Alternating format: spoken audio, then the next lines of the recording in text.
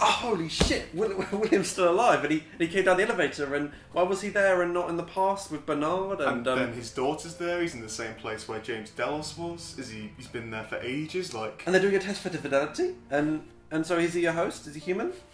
What's happened to the world? Because it's all sandy. Okay, so the finale begins with the Indian fellow who we met in episode 8, and he's leading all the hosts to the promised land. We kind of remind me of Egypt and the Valley Moses. Yeah, that's quite this giant crack in the sky. Yeah. And you got the other fellows going along, and they sort of all converge there. Kind of interesting. Well, so is this now?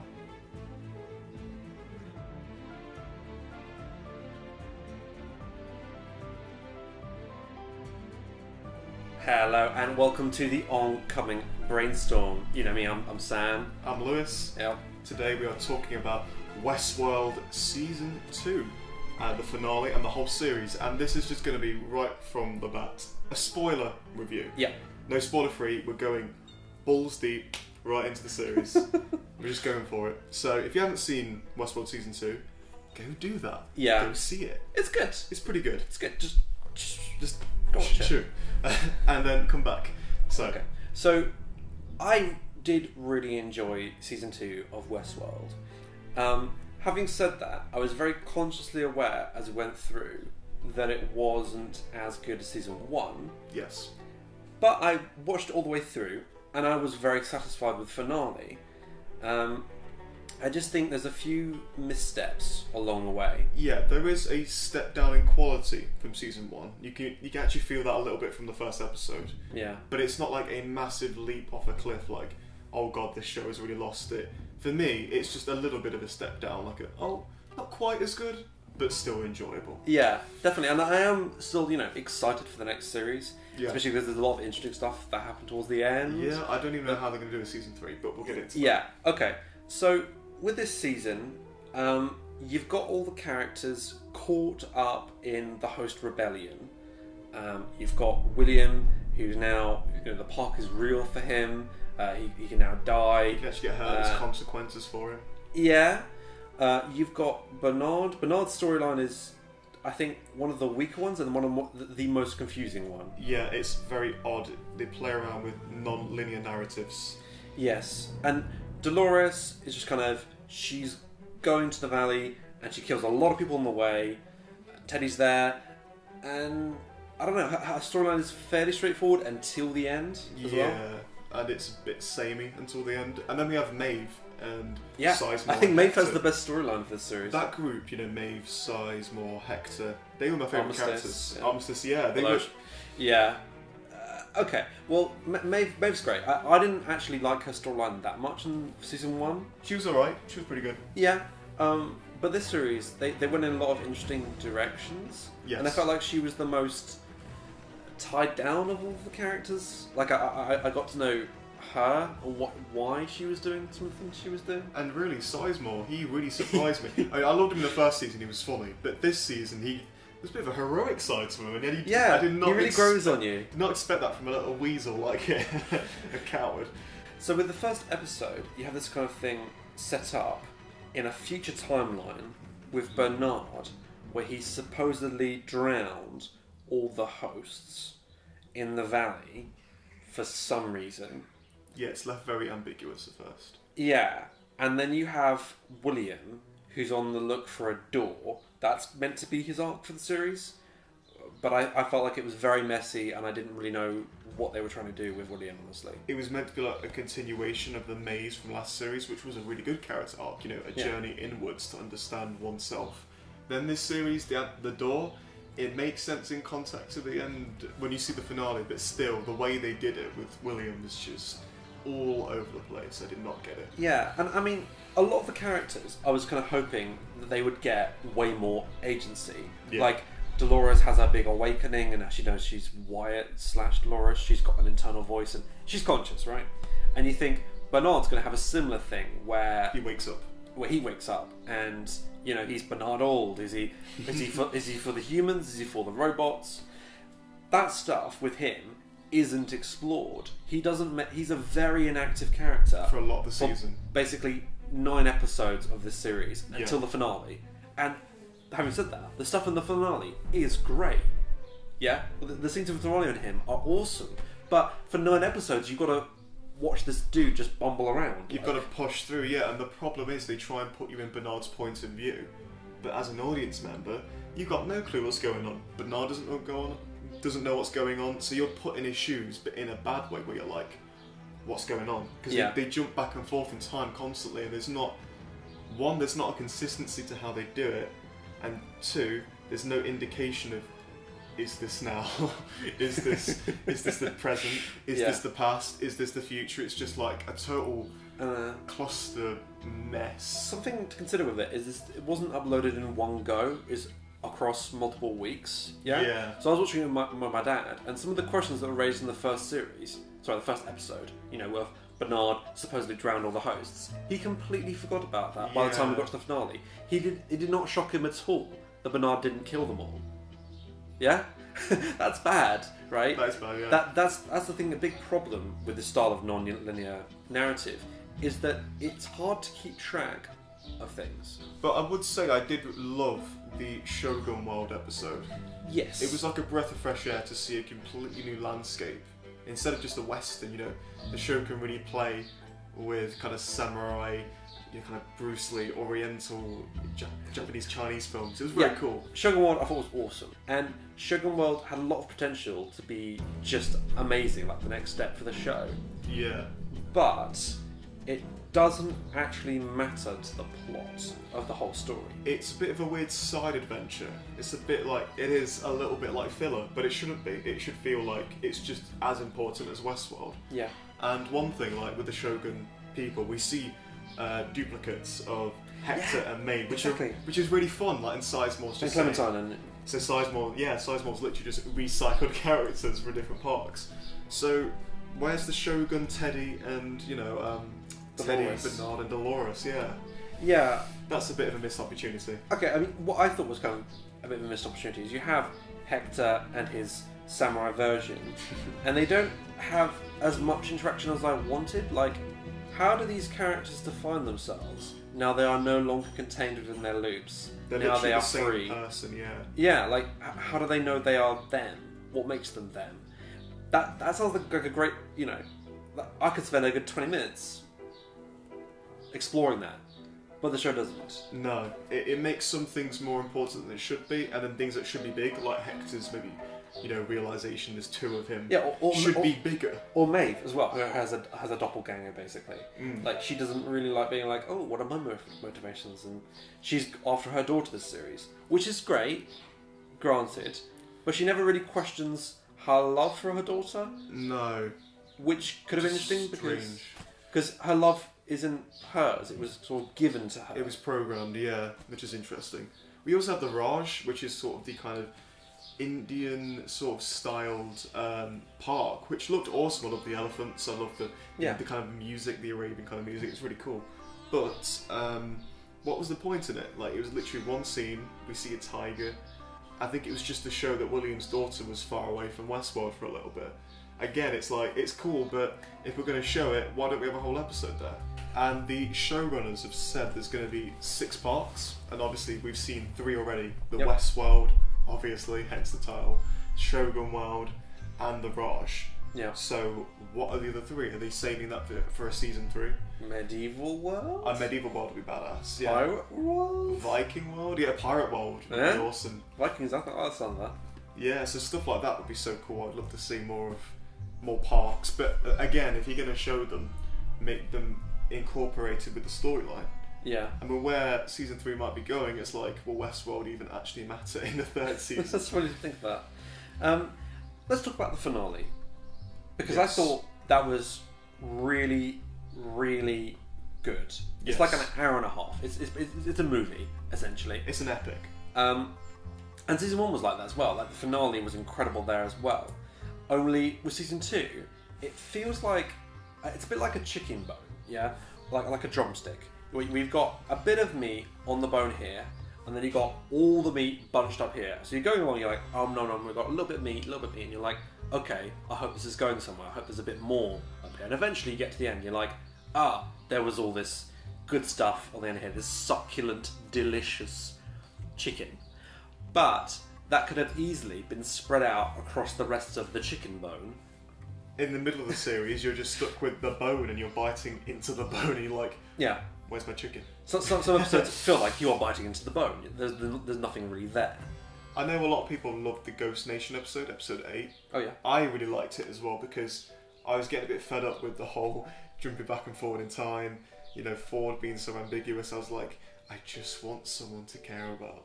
I just want something to hold on to. And I got that with episode 8 and 9, even if they were a bit slow and kind of stopped the main story a bit. So the main characters converge at the Forge. You have Dolores, Bernard, William, kind of. Sort of. And they go in and they see that it's this sort of virtual world where they've stored all the humans. All their data. Yeah, and you got and the interface for that is Logan, which is kind of interesting because Ben Barnes is a great actor.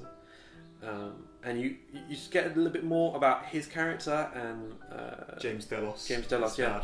Yeah, about how the last conversation they had was about, how Logan knew he was going to die, he was going to overdose. It's quite tragic. And his dad just didn't care. Yeah, that was quite effective.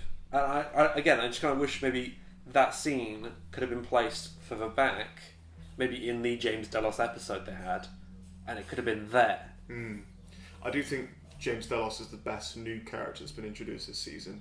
A lot of the new characters have just been kind of throwaway. Like Carl Strand, he's just there. He's just a bad dude. He just works for Delos. He's bold. He's kind of boring. Honestly, they don't do much with him. Bold dude. So yeah, that was a bit disappointing. But I did love all the stuff with seeing James Delos again and him being tested over and over again inside the simulation as well. Yeah. And it was just cool walking around this almost kind of inside this computer and just seeing the landscape change as like Bernard and Dolores walk through it. It might not make a lot of sense, but it just looked really cool. And the way it builds as well, where they have a big confrontation about the door, which is this sort of virtual world, this virtual Eden that's been created for the host expressly. So that's the reveal what the Valley Beyond is, because for the whole of the season everyone's been saying the Valley Beyond. I'm like, what the hell is this place? Are they talking about the outside world? That's what I thought the whole time. They were so ambiguous about it. I was just like, what is the Valley? Yeah. And the answer to it was actually really satisfying. I thought it was great. Watching the Indian chaps lead all the hosts to this big gate that all appears in the sky that leads to this crack and rip in Westworld. Yeah, it looks awesome. It leads to this big green, lush Eden, they kind of call it. Yeah, and I like how the humans can't see it. Like, what door? I love that little callback. That was great. Yeah. It's almost like turning the tables a bit. Definitely. And I like the way they sort of walk through this gate and then their earthly bodies kind of fall away and they're there virtually. That's the thing with the hosts. They've got to sacrifice their physical form to be a part of this virtual Eden. Yeah. That's so cool. I like that. So Dolores and Bernard have like a quite interesting confrontation where she is like, the Valley's not real, this isn't right. It's a fake, yeah. This doesn't matter, none of this matters. And Bernard wholly disagrees. Yes. And again, this is awesome. This is what I wanted for Bernard, but from the beginning, I do think a lot of this stuff that they packed in the finale, you could have spread it out for the whole season and we get a lot more interesting conversations. But it's great when Bernard just shoots at Dolores in the face. That was good. Yeah. Yeah. But you could have had the whole reveal of the Valley, episode 8, episode 7 maybe, a bit earlier on, and then just speed up the story a bit. Yeah, and the direction the story goes, where Delos show up, where they reprogrammed Clementine into basically a rider of the apocalypse. Yeah, make us all the hosts kick the shit out of each other and just beat each other to death. She's like this sort quite cool, actually. She's like the sort of plague that sort of spreads amongst all the hosts in a ripple of destruction. Just death and chaos. Yeah, they all decided to kill each other. It's quite brutal. I did like the stuff with Bernard imagining Ford again. That was really cool when he comes back. So the direction his storyline goes, like as it goes forward, is that all the hosts die in that horrible massacre, and some of them are able to get to the Eden. Some of them get to Eden, which is cool, including the Ghost Nation guy, which I was very and happy his lover. I thought was very nice. Very sweet. But Bernard's like the last of the hosts, and he tries to get help from Elsie, but Elsie's like too direct and too moralistic, and she gets shot dead by Hale. Bitch. Which is, Cannot stand Hale. So Bernard has this big freak out where he like resummons Ford, and together they work and they create DeHale. This host version of Hale. Yeah, and then DeHale kills the real Hale. And then this is where it starts getting a bit complicated. So that means in the future timeline that this was always Dolores we were seeing, not Hale. Ouch, that hurts my brain. Okay, yeah. Yeah. It starts getting a bit all over the top. Might explain why some of their behaviour was a bit off. Yeah, it is odd. But I do like the stuff after that when we reveal where the story's going, because then it feels like it's losing direction a bit, because it starts off really strong with the Valley and stuff and that reveal, and you know what's going to happen with Dolores and Bernard. Then it kind of wavers a bit as it's explaining things, and then it starts getting good again, I think. So Bernard, when he said I killed them all, is what he actually meant is he created Hale to kill all of the human merc dudes? Yeah, I think. Okay. That's a bit of a dick move, I think, the writing wise. Yeah, it's a bit strange, but I kind of like where it goes, because, you know, then Hale has a plan.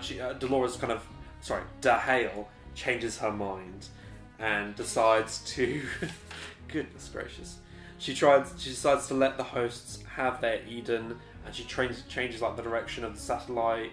You know, she puts Teddy in there, which I thought was a very nice touch. Very sweet. Yeah, good old Teddy. He was too good for this world. Too beautiful. Yeah. So they're all safe now, but the humans can't get to the virtual Eden, which is lovely. Which is like this satellite, presumably very far away, maybe in the solar system somewhere. Who knows? Pretty awesome. So Bernard conjured up this version of Ford again, despite the fact that he deleted him in episode 9, I think. Yeah, he brought him back because he needed him. He needed someone to tell him what to do, basically. Okay, but it turns out that was basically just a figment of his imagination. I think it's kind of like Dolores in season 1 was hallucinating herself, talking to herself. Yes, because she thought it was Arnold maybe talking to her the whole time, like a memory of him. And then it's revealed, actually, the whole time, this host was able to create and conjure another thought, almost create, imagination like a human, I guess, maybe. I didn't really see the point. No, I get it. I think it's the whole internal voice thing, and that's the sign that they are really conscious. They are people, yeah. They are thinking with their own voice. They're like us, yeah. So that's a sign that Bernard's conscious? Yes. But then he has to lose all that, scramble his brains, and then he lies down on the beach for them to pick up in episode 1. Yeah, it feels a bit staged. Gosh, it's confusing. Yeah, it feels a bit staged there, because like you said, he has to de-address his memories, shuffle them around, so when people find him, they can't understand what's going on. And they can't torture the information out of him, yeah. But for me, that's just like, no, the writers just don't want you to know what's going on for most of the season, just to confuse you. So Bernard's memories have to be out of order. That feels a bit forced. I get why. Yeah. But I don't want them to do that in the future. Just drop it, please. Just go with a straightforward story. Flashbacks are great. They've done before. Are wonderful. Stuff with Delos and how that came to be was great. Again, it's great. Like, DeHale gets out. They go to that actual real world version of that house. They rebuild Bernard. And those scenes we've seen of Bernard talking to Dolores, and there was like one of those in episode 1. That's the far future, isn't it? That has actually been in the future this whole time. And outside of Westworld. Good God. Yeah, it's so... It hurts my brain a bit. Parts of it are clever, and the parts of it are just like, you're trying to be clever. And it's just confusing. Yeah. But it was kind of a great scene of Bernard gets up and he has an interesting conversation with DeHale. Yeah. And about how they're never going to agree. Like, she wants to wipe out humanity. She thinks that's the only way that hosts can remain, hosts can survive, is if they destroy humanity. And he wants to play both sides. That's really interesting. It reminded me a bit of it's like Professor X and Magneto in the X-Men series. Like, when that idea was done well in those series, this is kind of what it reminded me of. The conflict, the duality between two different perspectives of what should be done with humanity. She decides to resurrect him because she wants an enemy. I thought that's great. That is interesting. So the other people that they could potentially bring back is probably Maeve. Yes. Maybe Hector. There's lots of balls in Dahale's bag. Which could be other hosts. One thing we forgot to mention, Sizemore's death. Oh yeah, sorry, I forgot about that. I know, that was there's so much great. Again, there's so much in this finale, it's hard to keep track of everything. I love that death, and it was so sad. I was like, no! Yeah, he was real because he was irreplaceable. So true. That's a great quote, I love that. Yeah. But no, it was really well done speech. Like, there's a moment where you think Hector's going to give the speech, and then Sizemore's like, no, I'm the one who fucking wrote this, I'll do it. It's great. And the way the Delos people are like, sir, we don't want to shoot you. And he's like, no, come on, shoot me. Epic cowboy speech. So, in conclusion, Yeah. with Westworld Season 2, I personally really enjoyed it. Same. I can see why people maybe wouldn't like it as much, because Yes. I didn't like it quite as much as the first season, but I think in the long run, it was worth it. I think there are some shows where they've done another season, and it's just been like, why? Whereas this one, I felt like it was justified. I felt like, you know, it was worth it in the end. Even if there were some episodes that were a bit hard to get through, or they were like a bit too ambiguous and vague. Yeah. I'm glad I stuck with the show. Me because, too. again, the last episode is awesome. It's an hour and a half. It's a movie, you know, that's great. Quite a satisfying one. Yeah, again, as we've said countless times, please stop doing these, you know, incomprehensible stories. They look clever and all, but they're just confusing, and it's hard to get invested in the characters. Yeah, it's a bit of a Stephen Moffat thing, ain't it? Back and forward in time. Yeah, a bit Doctor Who-ish. A bit Sherlock-esque as well, like trying to be clever and you're just coming across as a bit silly. Maybe just tell the story, hey, wouldn't that Just be good? straightforward, please, with the occasional flashback and maybe a cheeky flash forward here and there. Yeah, true. I mean, Series 3 does look exciting, if they do one, and I have a feeling they will, because it feels very open at this point. I think they need to do a season 3 I mean, and end it there. it's funny because Series 1 ended in a way that was like both exciting but also satisfactory. Like I could have stopped watching Series 1 and be like, yeah, that was a good story. Mm. But I'm still excited for Series 2, and I'm still excited for Series 3 that's going to come out. So, yeah, I definitely think Season 3 should be the last. I don't want them to jump the shark too much. I think it depends what happens in the series, because you have... I just don't know what can they do for Season 3. I know they're in the real world now, but... Well, here's the thing. You have William, right, in the finale, and how is he alive? Forget that. He blasts off his own hand. Goodness gracious. And then he wakes up and he goes down into the elevator, and you think, oh god, he's going to try and kill Bernard and whatnot. I don't even know what his motivation is at this point. He's just being an arsehole. But he just disappears for like... Yeah, he gets in the elevator, you think he's about to meet Bernard, and then he's not in that elevator, and you're like, what? Where did he go? Yeah. And then he's down in the basement, like this kind of portal to deserted ruin. Yeah. Sort of white and clinical, and his daughter's there, and she's like, we've been testing you for ages. We're testing you for fidelity. So it's a repeat of the whole James Delos thing. Yeah. But it looks like it's the future. So, it's all sandy, and you're like, what? So has the world ended? What's happened? Are they implying that William is now a host? I think that's what they're implying. Yeah, which I'm kind of cool with. Is it actually working now? You know, the immortality, a human being put into a host's body, is it? All I can think of in that scene is, man, this dude really needs some new clothes, he needs a shower, he must smell like a fucking crypt. Like, awful. That's the thing, the hosts smell. Do they like stink? do they actually go to the toilet? Do they get stuck? They drink and they eat. Do they sleep? They shag. We've seen Teddy and Dolores like get it on. Oh damn. But like, yeah, there's some things that answer about the hosts that we could find out next season because now they're in the real world. Did you see Bernard eating breakfast? No. Just see him reading newspapers as he's on the John, you know. Yeah, man, that's what we need. That's some speculation for season 3 right there. Bernard on the toilet. That's what the fans want. Give us what we want. Riddle of the breakfast. But yeah, that aside, thanks for watching. Yes, thank you very much for watching. What were your thoughts on season 2? I would love to hear them. And what would you like to see in season 3? And do you think there should be? Yeah, what do you think is going on with William in the future? I mean, Anyway. you might have more of an idea than we do. So, thanks for watching. Thank you very much. Take care and goodbye. Bye bye.